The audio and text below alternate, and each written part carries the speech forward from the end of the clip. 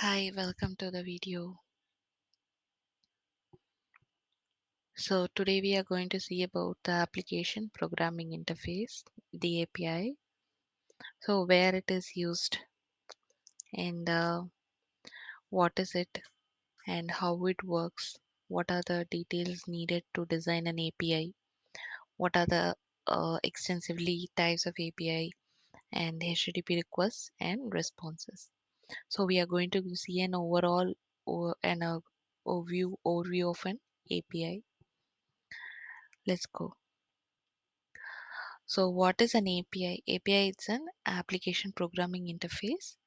It helps to communicate with the different systems to get the required data and provide the user required data in a format. And it also validates the authentication of a request whenever it receives any request. And also after receiving the request, it processes the data and then it acknowledges the with the proper response to the requesting system. And while sending the data or retrieving the data, in all the scenarios, it tries to maintain the data security and integrity over the data. So this is an API. It helps to systems to communicate with each other and try to get the data or update or modify any data in the systems, and it is helpful in to show the data that it is been fetching on the UIs, dashboards, mobile applications, charts, or wherever there is a data in the user interface. It is all in the backend has been uh, manipulated and transformed into some kind of data from a different systems, and it is all put together in one screen or one user interface. That is what an API helps. So let's see next. So where it is used, this API is used everywhere in the uh, mobiles and dashboards and all the industries, whether it be in a hospital or Medicare industry or a banking sector or um, schools or in a data warehouse or in a shopping cart, online shopping cart. So it is used everywhere to get the details of the um, many datas from the, for example, it is used in the online shopping cart, where when you try to do an online purchase, it will list out all the items that you want. You have the you can search. You have a search option in the UI, and you can search for the particular uh, quantity that you want, particular item that you want, and you can provide the quantity and numbers of that items, and then go and purchase them, right? So these are all, whenever you do a search, it lists out some data. So that is also an API. When you make a purchase, then that is also a API. So everywhere in the systems, they are using an API, whether it can be a get API to fetch all data, or it can be a post API where you're creating a data, creating an order, making an order, and order booking, making an appointment in the hospital. These are all and happens with the help of an API in the backend. So this is where the API is used. Let's see how it works. So so as we saw that there is two systems, or there can be many systems, but basically in the terminology we call like a source system or the target system. Source system is the one who sends the request to a target system to get the data or to get the response.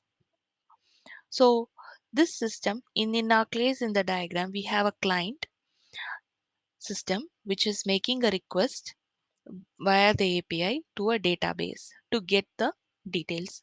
So this request can be of any type. It can be to get type or a post, put, or a delete. And in response, the database can send any type of data like JSON data or an XML data. It can send any type of data, but a informational data and a secure data.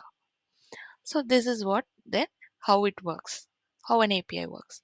So it calls the target system API, and in case it has the access token, it also uses the access token and then gets the target system sends the appropriate response to the source. So this is the basic working of an API. What are the details needed to design an API?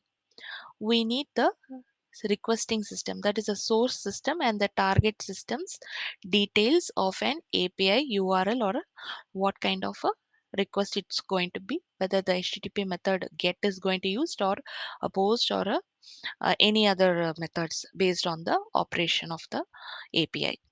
So next is the details to be sent along with the request, whether such as parameters. So then the responding system details, API and URL and the HTTP response that they are going to tell. Also, we need to analyze the data transformation part, whether there is going to be a collection of collections or a single or a multiple objects.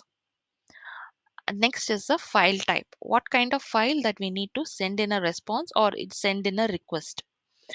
So in while sending in a request, if we are making a post call, then post API request, then the body of the message may be JSON or XML or anything.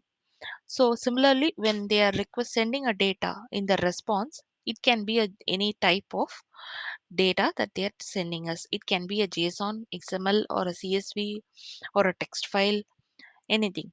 So these things are to be considered when we are designing an API, as well as the last but not the least, the authentication part. So whether we are going to make a basic authentication or an OAuth, or it's going to be using the token APIs. So these things we need to consider while designing an API. So there are two extensively used types of API, SOAP APIs and RESTful APIs. SOAP APIs needs the WSDL, that is a web service description language, to create an API. Similarly, REST APIs or RESTful APIs are the most widely used nowadays, and they need the uh, APIs, API methods, and the details to create an API. What are the HTTP requests? So the HTTP requests are nothing but the API which is making a call with the appropriate HTTP method based on the specific operation and the needs of the API. So it based on that, it can use any widely used API methods like get, post, put, or delete. Get is used when we want to retrieve a data from the system, and post is used when you want to create a new data. Put is used when we want to update or modify the data in the API request. Delete when we want to remove the data from the system by using the API. These are the methods of a HTTP requests.